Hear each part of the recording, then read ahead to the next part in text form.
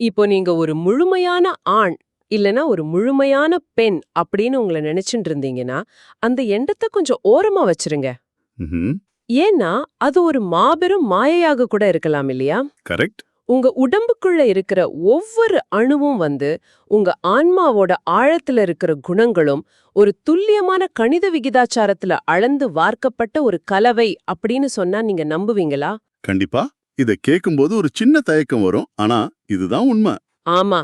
இந்த ஒரு ஆழமான தேடலுக்கு உங்களை வரவேற்கிறோம். இது உங்களுக்காகவே பிரத்யேகமா உருவாக்கப்பட்ட ஒரு அறிவு பயணம். நிச்சயமா. நீங்க அன்றாடம் பார்க்கிற உலகத்தை, உங்கள பற்றியே நீங்க கட்டி எழுப்பியிருக்கிற பிம்பங்களை ஒரு முற்றிலும் புதிய கோணத்துல பார்க்க வைக்க போற ஒரு உரையாடல் இது. சரியா சொன்னீங்க. அதாவது இன்னைக்கு நாம விவாதிக்க போற மூல குறிப்புகள் மனித அடையாளத்தோட ஆணிவேரையும் அசைக்க போகுது. மாபெரும் ஞானியான வள்ளலார் எழுதிய அருட்பெருஞ்சோதி அகவல் அந்த பெருநூலிலிருந்து 352 முதல் 355 வரையிலான வரிகள் தான் இன்னைக்கு நமது தேடலின் களம். ம். இந்த வரிகள் ரொம்பவும் ஆழமானவை. ஆமா, ஆணுக்கும் பெண்ணுக்கும் இடையிலான நுட்பமான பிணைப்பு, அவங்களுக்குள்ள மறைஞ்சிருக்கிற அந்த எண்களோட ரகசியம், இது எல்லாத்தையும் இயக்குற அந்த பேரொளியின் தன்மை, இத பத்தி தான் நாம இன்னைக்கு ரொம்ப ஆழமா புரிஞ்சுக்க போறோம். ம். இது இந்த வரிகளை நாம ஏதோ ஒரு பழைய தத்துவ பாடல் அப்படின்னு ரொம்ப சுலபமா கடந்து விட முடியாது. ஓ அப்படியா? ஆமா. பாத்தீங்கன்னா, அடிப்படை மனித இருப்பு, அப்புறம் பிரபஞ்சத்தோட கட்டமைப்பு, இது எல்லாத்தையும் மிகச்சில வார்த்தைகள்ல ஒரு மாபெரும் பிரபஞ்சவியலாகவே இந்த வரிகள் முன்வைக்குது. வாவ். இது நாம வாழும் வாழ்க்கையோடும் நம்ம ஒவ்வொரு நாளோடும் ரொம்ப நெருக்கமான தொடர்புடைய ஒரு அறிவியல் மற்றும் ஆன்மீக பார்வை அப்படின்னு தான் சொல்லணும். ஓகே, இத நாம கொஞ்சம் விரிவாக பாப்போம். நாம வழக்கமா ஆணும் பெண்ணும் இரண்டு முரண்பட்ட துருவங்கள் அப்படின்னு தான் நினைச்சிட்டு இருக்கோம். சமூகமும் அப்படிதான் நம்ம பழக்கி இருக்கு. கரெக்ட். ஆனா இந்த மூலக்குறிப்போட முதல் வரியே நமது அந்த மரபான சிந்தனையில ஒரு பெரிய விரிசலை ஏற்படுத்துது. ம்.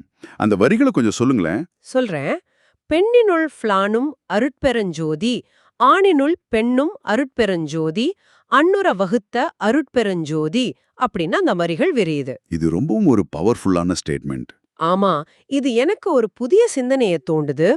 அதாவது இத நம்ம ஒரு நாணயத்தோட இரண்டு பக்கங்கள் அப்படின்னு பிரிச்சு பார்க்க கூடாதுன்னு புரியுது. நிச்சயமா பிரிச்சு பார்க்க கூடாது. இப்போ இத ஒரு கணினி மென்பொருளோட அடிப்படை கட்டமைப்பு போல பார்க்கலாமா? அதாவது வெளித்தோற்றத்துல இரண்டு வெவ்வேறு செயலிகளா தெரிஞ்சாலும், ஆப்ஸ் மாதிரி தெரிஞ்சாலும், ஆ, உள்ளே ஓடிக்கிட்டு இருக்கிற கோட்ஸ் ஒன்னா இருக்கும்னு சொல்றீங்களா? ஆமா, அதுக்குள்ள இருக்கிற அடிப்படை குறியீடுகள் ஒன்றுக்குள் ஒன்றாக பின்னி பிணைந்து ஒன்னுக்கொன்னு தகவல்களை பரிமாறிக்கொள்வது போல சொல்லலாமா? வாவ், அந்த மென்பொருள் ஒப்பீடு மிகச் சரியாக பொருந்தது. ஏன்னா ஆணும் பெண்ணும் தனித்தனி அப்படின்னு நம்ம நினைக்கிறதே ஒரு மேலோட்டமான பார்வைதான்.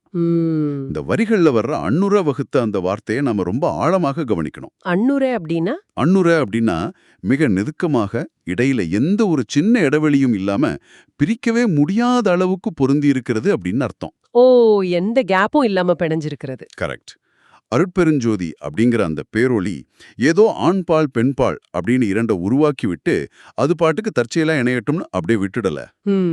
ஒரு திட்டமிட்ட டிசைன் சொல்றீங்க. ஆமா, அதுவே மிக திட்டமிட்டு பெண்ணுக்குள் ஆணோட கூறுகளையும் ஆணுக்குள் பெண்ணோட கூறுகளையும் மிக நெருக்கமாக பின்னி பிணைச்சு வடிவமைச்சிருக்கு. அதாவது ஒருத்தருக்குள்ள இன்னொருத்தர். எக்ஸாக்ட்லி. இது வெறுமனே ஒரு உடல் சார்ந்த இணைவு கிடையாது. நமது மனதோட, உணர்வுகளோட ஒட்டுமொத்த இருப்பு நிலையோட ஒரு ஆழமான பிணைப்பு. ஒரு நிமிஷம், இது கேக்குறதுக்கு தத்துவார்த்தமா ரொம்ப அழகா இருக்கு. ஆனா நடைமுறையில இத பாக்குறது எப்படி? ஒரு நல்ல கேள்வி. எனக்குள்ள இன்னொரு பாலினத்தோட கூறு இருக்கு அப்படிங்கறத ஒரு மனிதன் எப்படி உணர்றது? இதை உணர்றது ரொம்ப ஈஸி. பாத்தீங்கன்னா, இப்ப நீங்க ஒரு ரொம்ப உறுதியான இலக்குகளை மட்டுமே நோக்கி ஓடுற ஒரு நபரா இருக்கலாம், ஒரு ஆணா இருக்கலாம். ஆமா. ஆனா யாருக்காவது ஒரு துன்பம் வரும்போது அல்லது ஒரு குழந்தை அழும்போது உங்ககிட்ட இயல்பா வெளிப்படும் அந்த அதீத பரிவு, அது எங்கிருந்து வருது? ஓ, அது எனக்குள்ள இருக்கிற பெண்மையா? கரெக்ட். அது உங்களுக்குள்ள மிக நெருக்கமாக வகுப்புக்கப்பட்டிருக்கிற பெண்மையோட கூறு. வாவ், இது ரொம்ப சுவாரஸ்யமா இருக்கே. அதே போல பாத்தீங்கன்னா, ஒரு பெண் ரொம்ப மென்மையானவரா அறியப்படலாம். ஆனா தான் குடும்பத்துக்கோ அல்லது தான் சார்ந்தவங்களுக்கோ ஒரு நெருக்கடி வரும்போது அவங்க வெளிப்படுத்துற அந்த ஆக்ரோஷமான வீரம் இருக்குல்ல. ஆமா, அவங்க சிங்கமா மாறிடுவாங்கன்னு சொல்வாங்க. எக்ஸாக்ட்லி. அது எங்கிருந்து வருது? அது அவங்களுக்குள்ள இருக்கிற ஆண்மையின் கூறு. இப்ப புரியுது. இது ரெண்டும் தனித்தனியா இல்ல. அந்த அடிப்படை குறியீடுக்குள்ள ஒன்றாகவே எப்போதுமே இயங்கிக்கிட்டு இருக்கு. நாம இதுவரைக்கும் உணர்வுகளையும் இயல்புகளையும் பத்தி பேசினோம். இது நம்ம அன்றாட வாழ்க்கையோட ரொம்ப ஈஸியா பொருந்தி போகுது. ஆமா, ஆனா மூலக்குறிப்புல அடுத்து வர பகுதி என்ன உண்மையிலேயே ஒரு பெரிய குழப்பத்துல ஆழ்த்துது. அது என்ன பகுதி? இங்கதான் விஷயம் மிகவும் சுவாரஸ்யமாகுது. அதாவது நாம உணர்வுகளை பற்றி பேசிட்டு இருக்கும்போது திடீர்னு இது ஒரு கணித வகுப்பறை போல மாறிடுது. எண்களை பத்தி சொல்றீங்க? ஆமா. பெண்ணினுள் 3 அருட்பெருஞ்சோதி, ஆணினுள் 2 அருட்பெருஞ்சோதி, அண்ணுற வகுத்த அருட்பெருஞ்சோதி அப்படின்னு அந்த வரிகள் தொடருது. ரொம்ப நுட்பமான வரிகள் இவை. எனக்கு என்ன ஆச்சரியம்னா, மனித உணர்வுகளையும் மனித ஆன்மாவையும் எப்படி இப்படி எண்களுக்குள்ள சுருக்க முடியும்? இது கேக்குறதுக்கு ரொம்ப யாந்தாத்தனமா இருக்க. யாந்திரத்தனமா? ஆமா. பெண்ணுக்குள்ள 3 கூறுகளும் ஆணுக்குள்ள 2 கூறுகளும் இருக்கு அப்படின்னு சொல்றது ஏன்? இயற்கையே இப்படி எண்களா பிரிச்சு பாக்குறதோட அவசியம் என்ன? பாத்தீங்கன்னா, இது இயந்திரத்தனம் கிடையாது. இதுதான் பிரபஞ்சத்தோட உச்சக்கட்ட கவிதை அப்படின்னு நான் சொல்லுவேன். பிரபஞ்ச கவிதையா? எண்களை வச்சுக்கிட்டா? ஆமா. இந்த பிரபஞ்சம் முழுவதுமே எண்களாலும் அளவீடுகளாலும் அதிர்வெண்களாலும் கட்டமைக்கப்பட்டது அப்படிங்கிற உண்மையை நாம முதல்ல உணரணும். ஓகே. அந்த 3 மற்றும் 2 அப்படிங்கிறவை வெறும் இலக்கங்கள் கிடையாது. அவை ஆணுக்கும் பெண்ணுக்கும் உள்ளே இருக்கிற ஆற்றல்களோட துல்லியமான அளவீடு. இத கொஞ்சம் விளக்கமா சொல்ல முடியுமா? கண்டிப்பா. இத புரிஞ்சுக்க ஒரு உதாரணம் சொல்றேன். இசையில எப்படி பல சுரங்கள் இருக்கோ, அந்த சுரங்களுக்கு இடையிலான தூரம் எப்படி ஒரு துல்லியமான கணித விகிதமோ. ஆமா, ஃப்ரீக்வன்சிஸ்ன்னு சொல்வோம். கரெக்ட். அதப்போலவே மனித உடலிலும் மனதிலும் உள்ள ஆற்றல்கள் ஒரு குறிப்பிட்ட விகிதத்துல கலக்கப்பட்டிருக்கு. அருட்பெருஞ்சோதியால் அன்னுர வகுக்கப்பட்டிருக்கு. ஓ, நீங்க இசைய உதாரணமா சொல்றது எனக்கு நல்லா புரியுது. அதாவது ஒரு குறிப்பிட்ட கணித விகிதத்துல ஒலிகளை அமைக்கும்போது அது எப்படி ஒரு உணர்ச்சிகரமான இசையா மாறுதோ, அதே போல மனிதர்களுக்குள்ள இருக்கிற ஆற்றல்களோட கணித விகிதம் தான் அவங்கள ஆணாகவோ பெண்ணாகவோ வெளிப்படுத்துது அப்படின்னு சொல்றீங்களா? மிகச்சரியாக பிடிச்சிட்டீங்க. அப்படி என்றால் அந்த எண்கள் எதை குறிக்குது? அவை வெறும் அளவீடுகளா அல்லது குறிப்பிட்ட ஆற்றல் வடிவங்களா? ரொம்ப ஆழமான கேள்வி இது. அந்த எண்கள் பிரபஞ்ச ஆற்றல்களோட விகிதாச்சாரத்தை குறிக்குது. அதாவது காஸ்மிக் எனர்ஜியோட ரேஷியோ. ஆமா.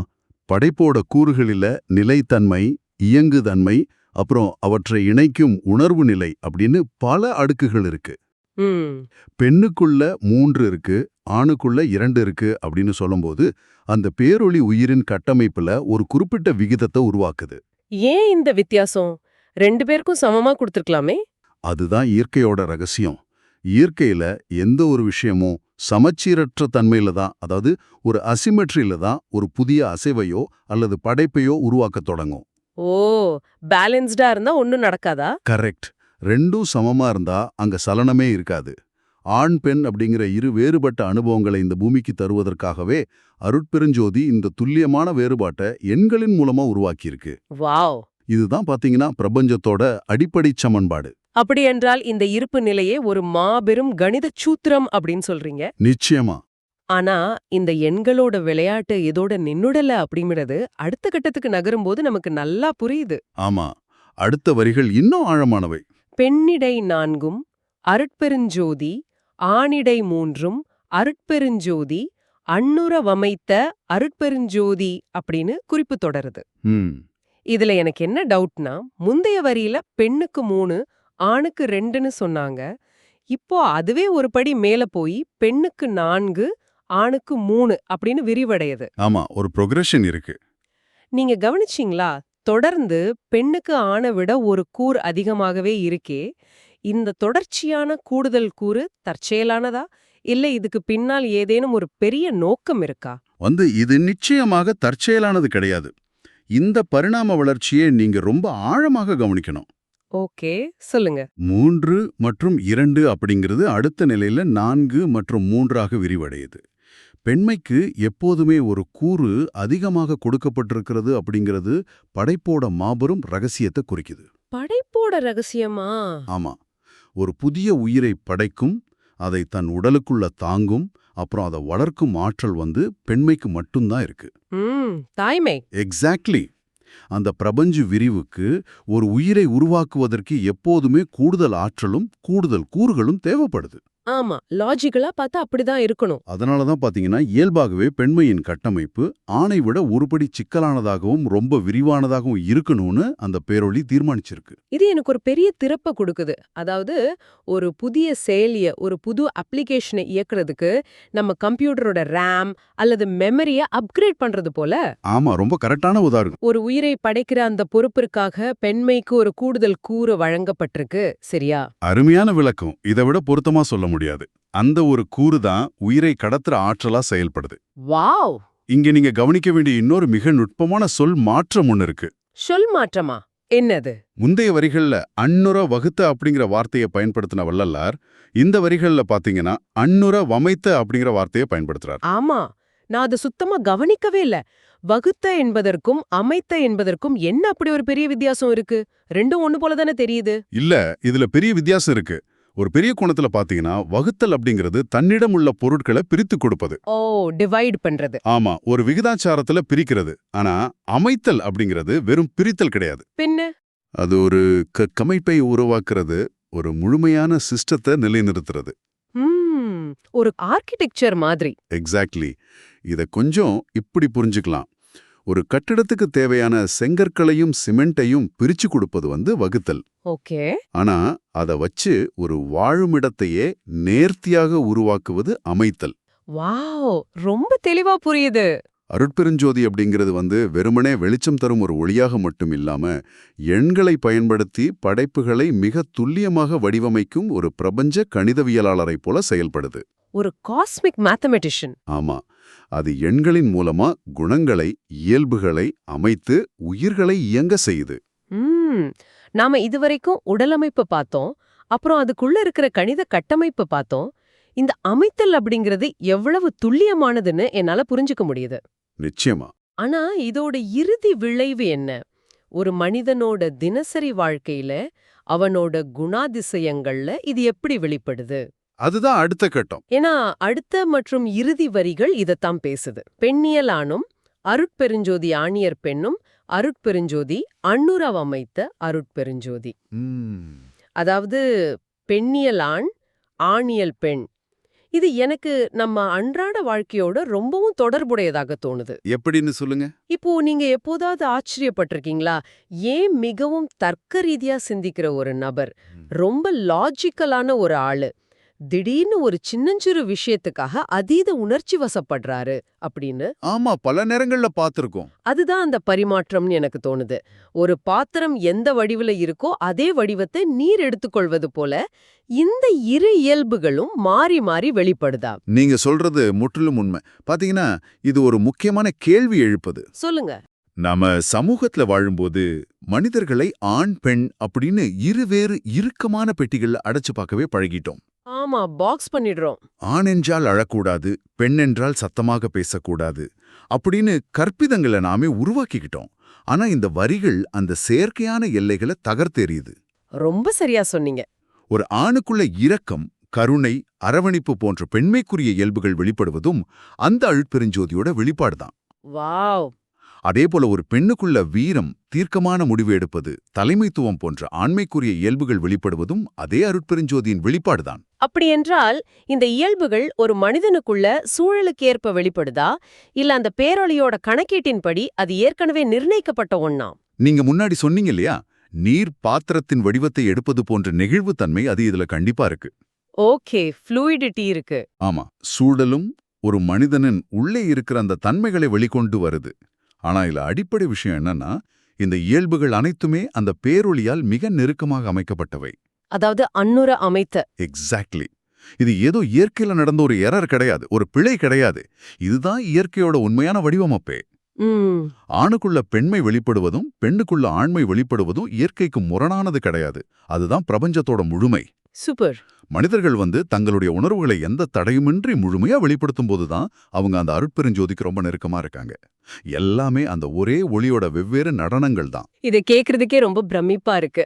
நம்ம அன்றாடம் பாக்குற ஆண் பெண் அப்படிங்கிற பேதங்கள் எவ்வளவு மேலோட்டமானவை அப்படிங்கறத இந்த சின்ன தேடல் மூலமா ரொம்ப தெளிவா உணர்ந்து கொள்ள முடியுது. கண்டிப்பா.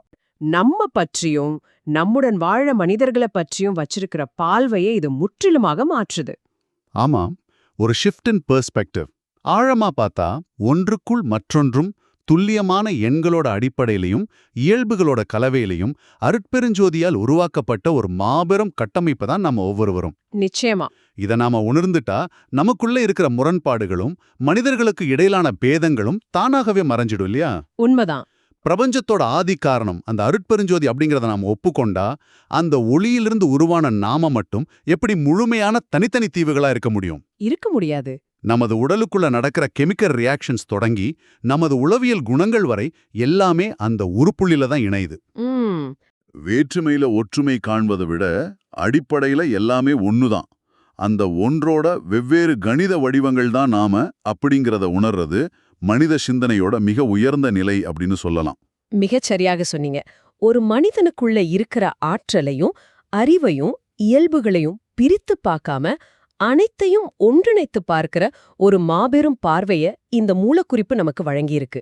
ஆமா, இது ஒரு பெரிய கிஃப்ட். நாமும் இந்த ஆழமான உரையாடலோட முடிவுக்கு வந்துட்டோம். இறுதியாக இதை கேட்கிற உங்களுக்கு ஒரு கேள்வி.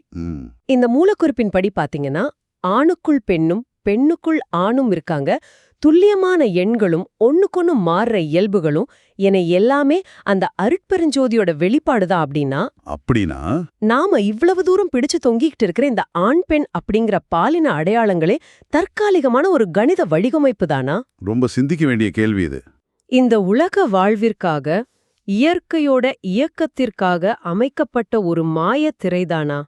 இவை அனைத்தையும் கடந்து நமது உண்மையான மற்றும் இறுதியான அடையாளம் என்பது எந்த பிரிவும் எந்த பேதமும் இல்லாத அந்த அருட்பெருஞ்சோதி அப்படிங்கிற ஒளியாக மட்டுமே இருக்க முடியுமா?